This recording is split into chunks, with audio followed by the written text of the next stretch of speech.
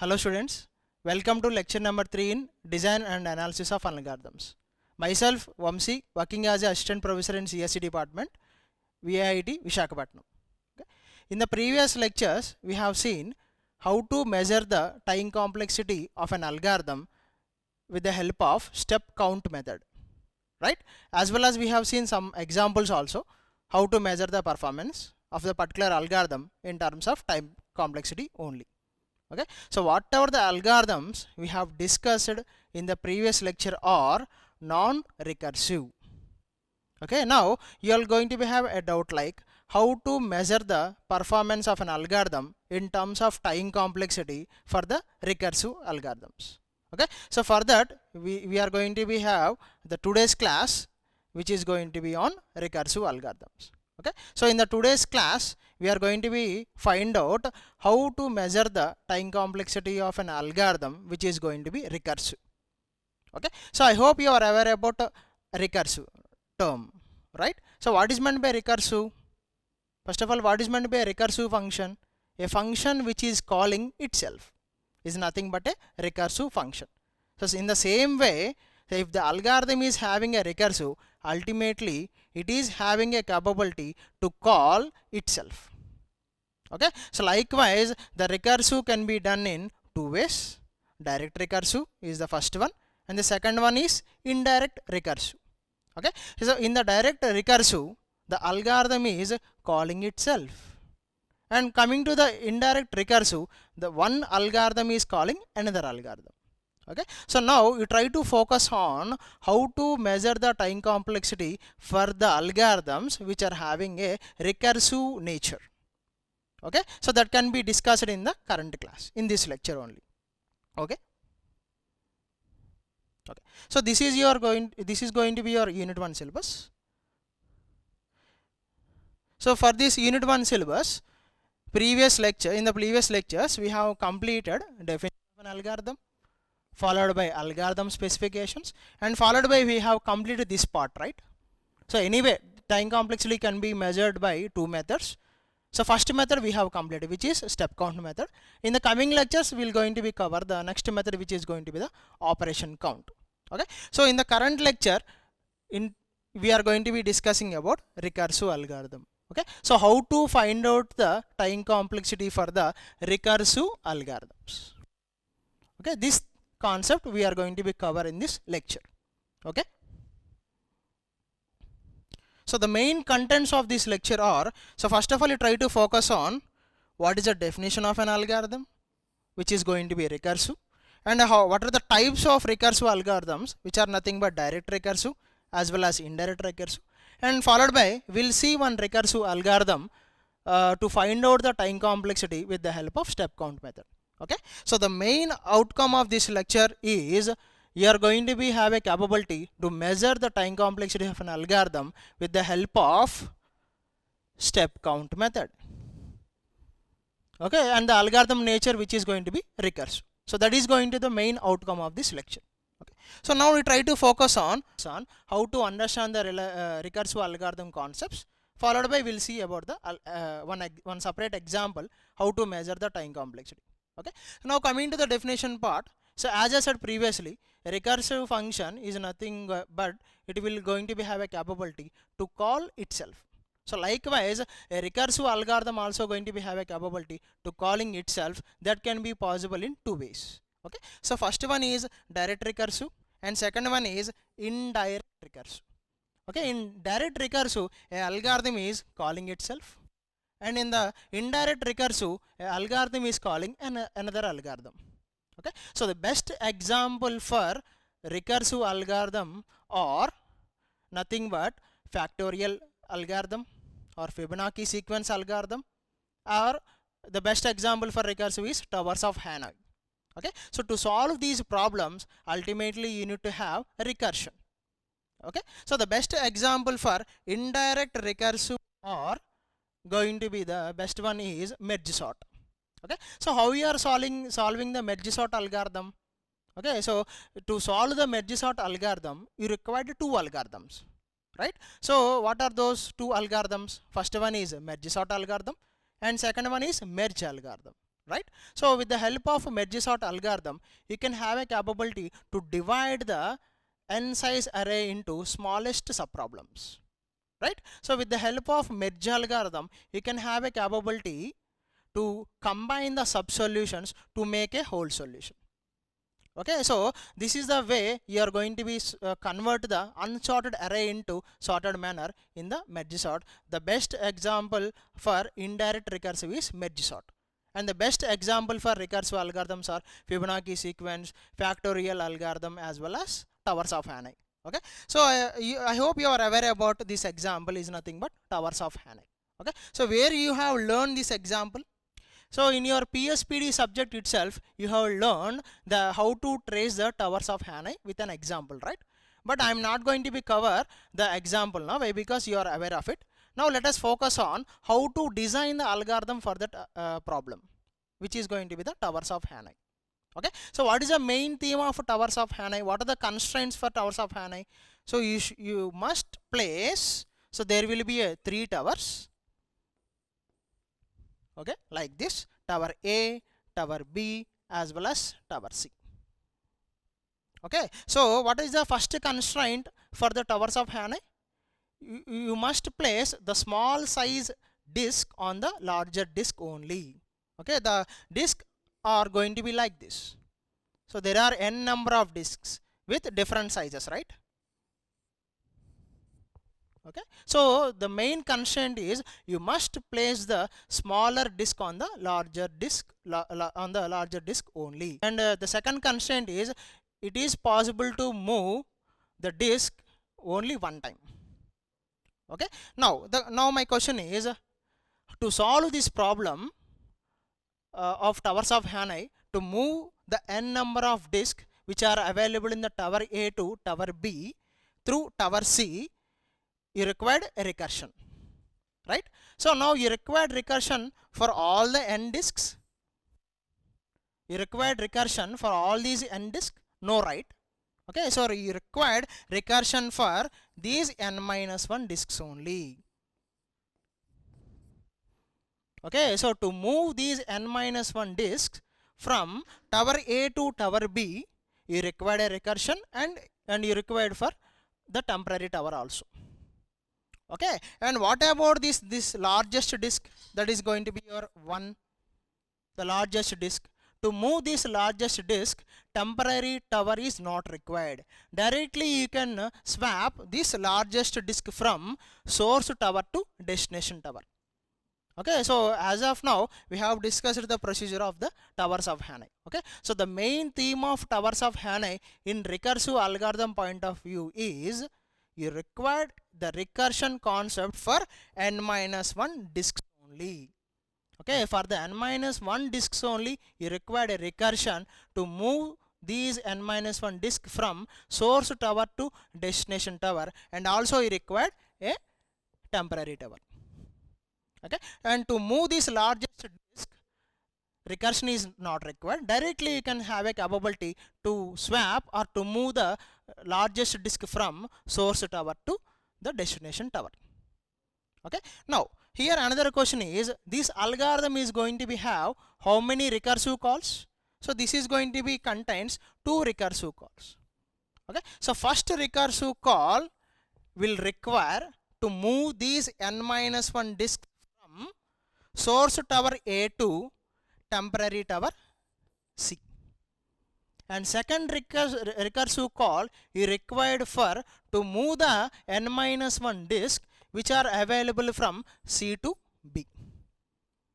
Okay, and to move this largest disk, temporary tower is not required. Directly you can swap. Right? So try to focus on the working procedure of the towers of Hanai. Later we'll see about the algorithm. Right? So this is going to be your working procedure.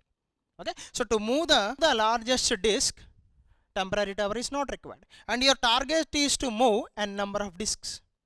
Okay, so the main procedure, you are going to be move the disks which are available from source tower. Here the source tower I have taken as A to a destination tower which is going to be B. Okay, so to move the n-1 disk recursively, I required a temporary tower which is C. It is also called as a intermediate tower. Okay, now we try to focus on how to solve this problem through a algorithm. Okay, so we try to focus on the towers of Hanoi algorithm. Okay, so this algorithm is going to be having how many parameters as an input? Total 4 are there, right? Okay. The first parameter defines disk. Okay, the second parameter x defines source tower, and the third parameter y defines destination tower, and the last parameter defines intermediate tower, which is z.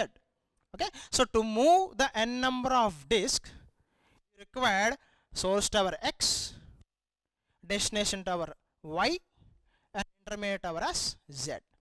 So through these three towers, I can have a capability to move the n number of disks from source tower to destination tower based on the with the same positions.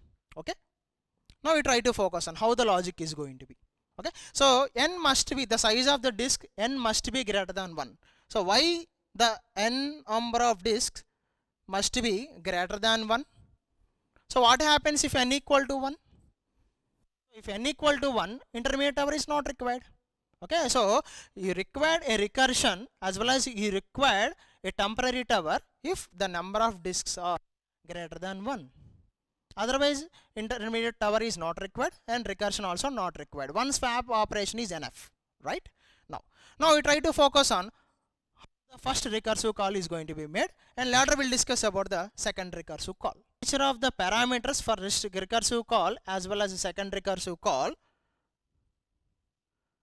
The first parameter n is reduced as n minus 1. Why? Because you required recursion for n minus 1 disks only. Okay, so initially where the disks are available? At source tower x, and those n minus 1 towers you are moving to intermediate tower z, so that y is empty. Okay, try to focus on to understand the meaning of the parameters. Okay, so the n size, the n number will be reduced to n minus 1, and all these n minus 1 disks which are available at source tower, which is x, and the n minus 1 disk which are available at x, I am moving to intermediate tower z, and at that point y is going to be empty. Okay, so later you try to focus on how the parameters are going to be changed for the second recursive call. So as I said previously, the n parameter is reduced to n minus 1.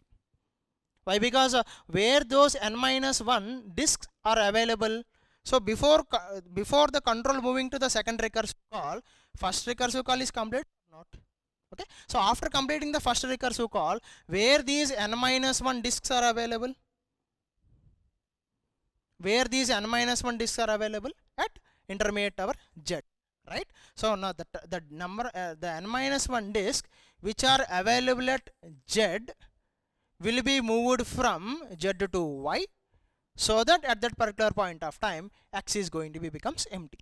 So likewise, you are trying to moving the n minus 1 disk which are available at source tower to intermediate tower, and in the second recursive call you are moving the n minus 1 disk which are available at intermediate tower to destination tower.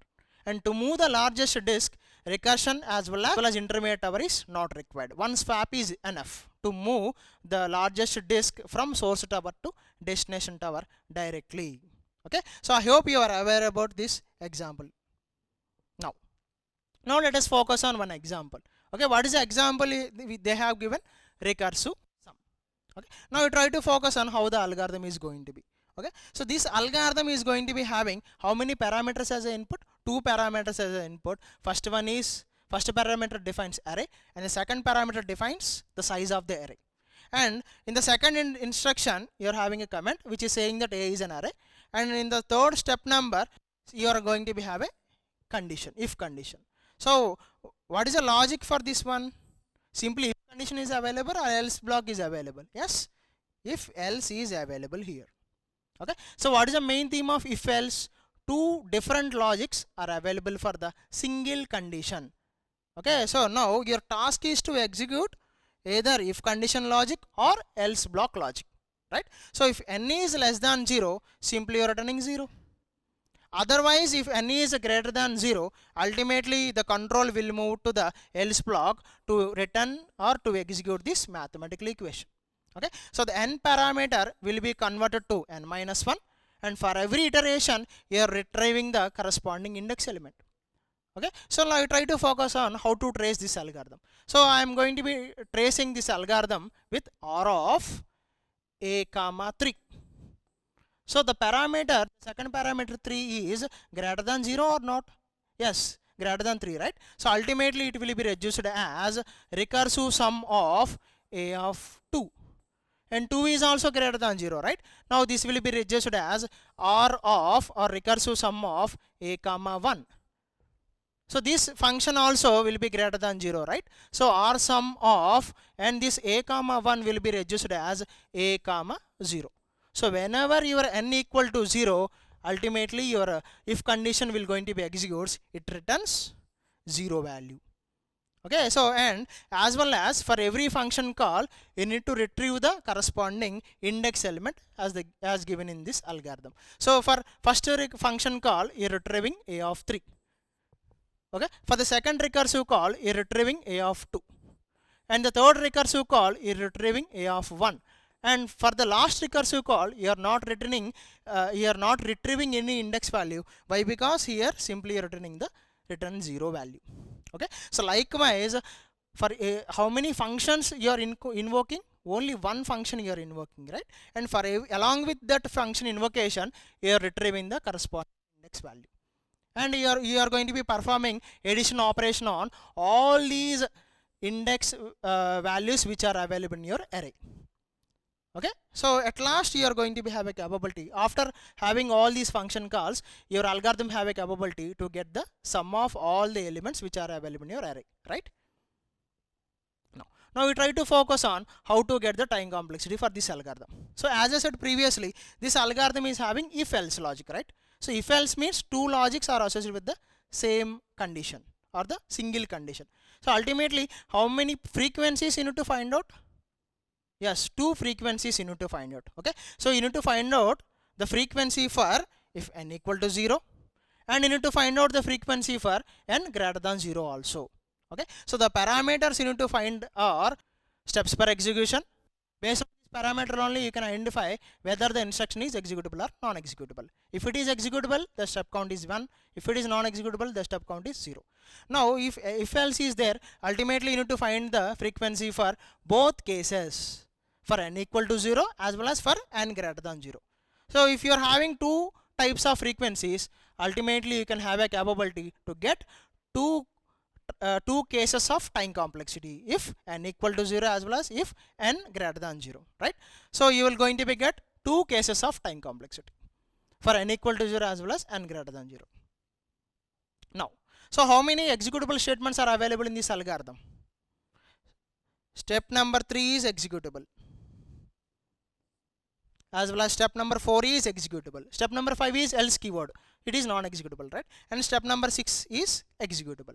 So this algorithm contains 7 instructions. Among 7 instructions, 3 instructions only executable, and for these 3 instructions only, the step count value is going to be becomes 1, like this. So like this the parameters are going to be updating. Okay, and you need to find out the frequency for both n equal to 0 as well as n greater than 0. Now you tell me one thing, what happens if n equal to 0? So ultimately the control will not going to be execute step number 6. Why? Because if n equal to 0, you are executing step number 4, right? The control not having a capability to execute step number 6, right? And if n equal to 0, the frequency for the statements which are available inside this else block are going to be 0. Okay, now coming to the next case, what happens if n greater than 0? So ultimately if n greater than 0, the control directly comes to execute the else block, and for the statements which are available inside if condition are going to be becomes 0. Why? Because the frequency is going to be becomes 0. Okay, so based on the control of your algorithm to execute the instructions, you are going to be update the values, right? Now we try to focus on how to update the second parameter as well as third parameter. So you try to observe the second parameter values. Okay, so if the second parameter which is saying what happens if n is equal to 0. If n equal to 0, ultimately the control will not going to be execute this else block. So that's why the values for 5th instruction as well as 6th instruction are going to be becomes 0. If n equal to 0, the control will execute 4. That's why the value here updated as 1. Only one time only returning 0, right? So that's why the frequency is 1 here. Okay, now coming to the third parameter. So how to update the third parameter? Okay, so when you, what the third parameter is saying? If the n value is greater than 0. Okay, so if n value is greater than 0, the control trying to execute else block. For the statements which are available inside the if condition are going to be becomes 0. Anyway, if you are executing if condition logic or else block logic, ultimately you need to verify if condition. Okay, one time only you are verifying, right? That's why the value is 1 here. Okay, and you try to observe the step count value for the 6th instruction. Okay, for every function call, how many function invocation is going to be happen? Only one function invocation is happening, right? N is reducing to n minus 1. So how many function calls invocations are going to be made? Only one function invocation. For every function invocation, you are retrieving the array index or not? Yes, right? So you need to retrieve the array index for each and every function invocation. Then only it is possible to get the sum of all the elements which are available in the array. Okay, so to store each and every value for the corresponding function call, here I am taking a variable which is named as x. Okay, together the frequency is 1 plus x. Okay, so don't get confused. Here 1 plus x means at a time you are going to be have one function invocation. For every function invocation, how many array indexes you are returning? Only one. That's why I have taken only one variable. Okay, so that's why the frequency, to get the frequency, is going to be 1 plus x. Now you try to update the last two parameters, okay, to get the total steps. So how to update the last two parameters? You try to multiply the steps per execution, with n equal to 0 as well as steps per execution with n greater than 0, so that you will going to be get updated values like this. Okay, the total time complexity for if n equal to 0 is, how many ones are there? Here is 1 plus 1, which is 2, and the value for n greater than 0 is 1. Here 1 is an 2 and ones are available. 1 plus 1 is 2, plus here 1x is available to store the array index value. So together it is 2 plus x. Okay, so the total time complexity for this algorithm is, if n equal to 0, the value is 2. If n greater than 0, the time complexity is 2 plus x. Okay, so this is a way you are going to be analyzing the time complexities for the algorithm if those algorithms are recursive. Okay, now, so as of now we have seen the definition of an algorithm, recursive algorithm, followed by we have seen in how many approaches you can have a recursive algorithm, which can be done in two ways. First one is direct recursive, second one is indirect recursive, and we have seen one example how to measure the time complexity for the recursive sum, right? And as well as we have applied our step count method to analyze the time complexity, right? Now we try to note down this exercise. So in this exercise I am going to be give two problems. First one is recursive factorial algorithm. So in the recursive factorial algorithm, every function, for every iteration, how many function calls are going to be made? In factorial, the factorial of n will be reduced as factorial of n minus 1, right? Oh, okay, so for every iteration only one function call is invoking, and for every function invocation you are retrieving the corresponding n minus 1 parameter. Okay, now we try to focus on how to find out the time complexity for the recursive Fibonacci sequence. Okay, so for the recursive Fibonacci sequence, the Fibonacci of parameter n will be reduced as Fibonacci of n minus 1 plus Fibonacci of n minus 2. For every iteration, how many function calls are going to be happening? Two function calls, right? And for every iteration you are retrieving two values. Okay, try to take two variables to store n minus 1 parameter value as well as n minus 2. Okay, so likewise you try to analyze the time complexity for the recursive factorial algorithm as well as recursive Fibonacci sequence. Okay. Now, at last, we are going to have a small quiz. Okay. So, what is the first question they have given? So, the algorithm that calls itself is called as. What is the correct answer? Direct recursive. Right. Now, coming to the second question. The algorithm that calls another algorithm is called as. The correct answer is indirect recursive. Right. Now, coming to the third question. In Towers of Hanoi, how many number of disks the recursion is required? So, recursion definitely required to move the n-1 disks. Right. The option B is the correct one. Now, coming to the fourth question. In Towers of Hanoi, which disk doesn't requires intermediate tower? Okay. So, n-1 disk requires recursion. What is a tower? What is a disk that doesn't requires intermediate tower? Definitely that is going to be the largest disk. The option B is correct. Now, coming to the last question, what is the frequency for the statements if those are available in else block if the condition has been satisfied?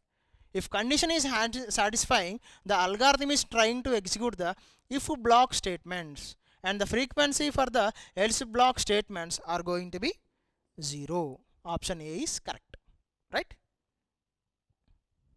Okay. So, that's the end of this lecture. Thank you.